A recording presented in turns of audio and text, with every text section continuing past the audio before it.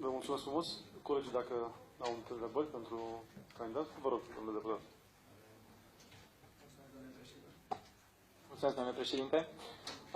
Dacă pe domnul Badea îl cunoșteam deja de 6 luni, pe dumneavoastră nu vă cunoaște. Și, prin urmare, aș vrea să vă pun și o întrebare legată de funcția pe care ați ocupat-o la ASF. Înțeleg că v-ați ocupat și de supravegherea asigurărilor și reasigurărilor. Da. Vreau să-i spun unui coleg că nici nu mă cunoștea pe dumneavoastră și vă apreciem astăzi în Parlament. Vă mulțumesc, dar nu m-a înțeles dumneavoastră, m-a ales poporul român, deci acum îl alegem noi pe Am să vă apreciez? Puteți să mă apreciez, vă mulțumesc.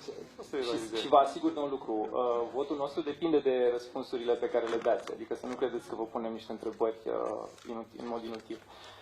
Dacă ați lucrat în supravegherea asigurărilor și reasigurărilor, v-aș ruga să ne spuneți care sunt diferențele principale între RBNS și IBNR, vă rog.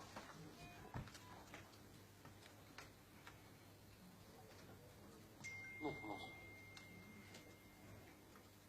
Sunt principalele două rezerve din asigurări. Deci e efectiv domeniul principal de activitate al ASF-ului în momentul în care supraveghează asigurările. Mulțumesc. Nu mai am nicio întrebare. Da, și mie vă rog frumos să înseamnă RBNS.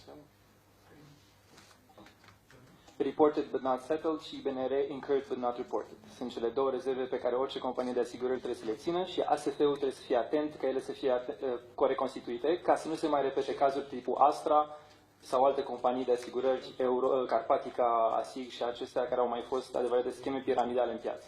Da, înțeleg deci că dacă înseamnă capitalul minim pe care trebuie să-l dețină aceste nu înseamnă asta. societăți. Înseamnă altceva. Sunt două rezerve diferite. Da, vă mulțumesc. Alte întrebări dacă aveți, stimați colegi.